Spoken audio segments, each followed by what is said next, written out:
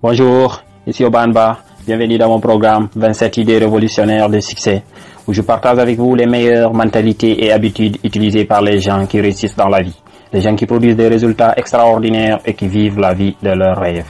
Ok, les gens qu'on veut ressembler. On veut être ce genre de personnes, ce genre de personnes qui transforment leurs rêves en réalité, qui vivent la vie de leurs rêves.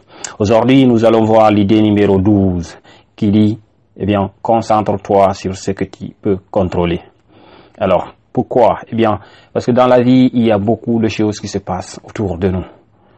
Et ça attire souvent notre attention. Le problème, c'est qu'on ne peut pas tout contrôler.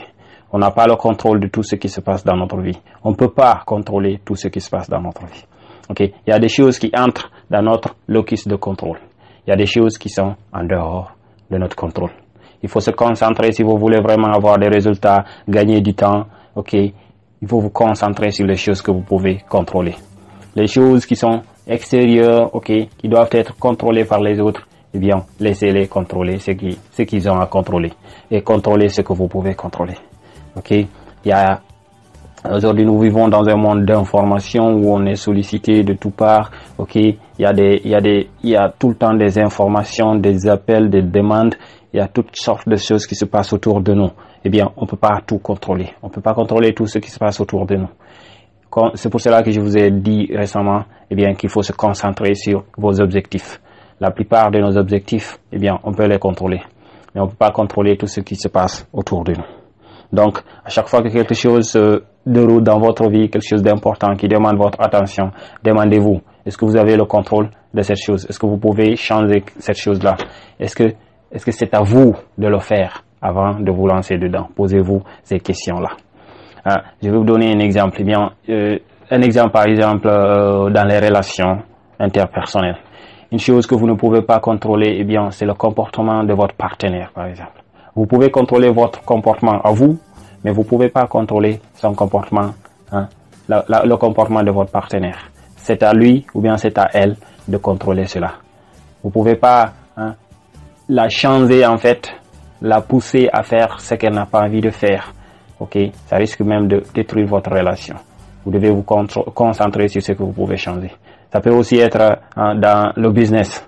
Eh bien, une chose que les entrepreneurs font souvent au début, c'est de vouloir pousser leurs clients à faire quelque chose, alors que le client n'a pas envie. Une chose que je rencontre dans mon business de coaching parfois, eh bien, j'ai tellement envie que le coaché, celui que j'aide, j'ai tellement envie qu'il évolue de façon rapide que parfois je risque de le brusquer un peu, quoi. Et ça ne m'aide pas, ça ne l'aide pas aussi.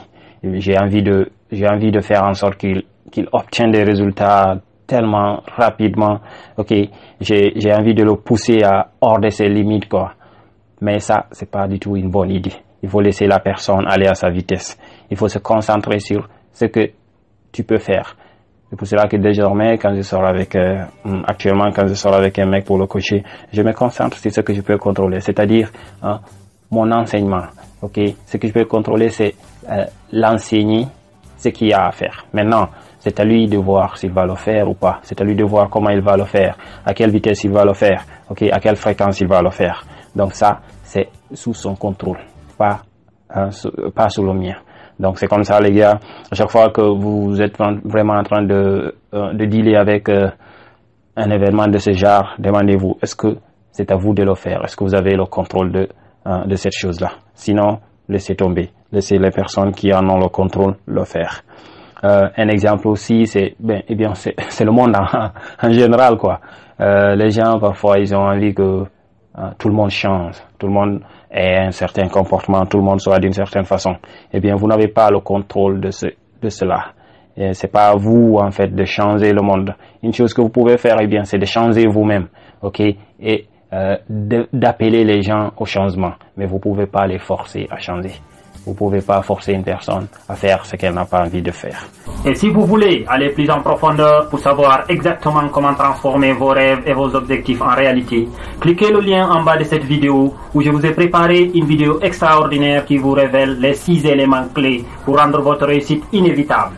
Allez-y et on se retrouve de l'autre côté.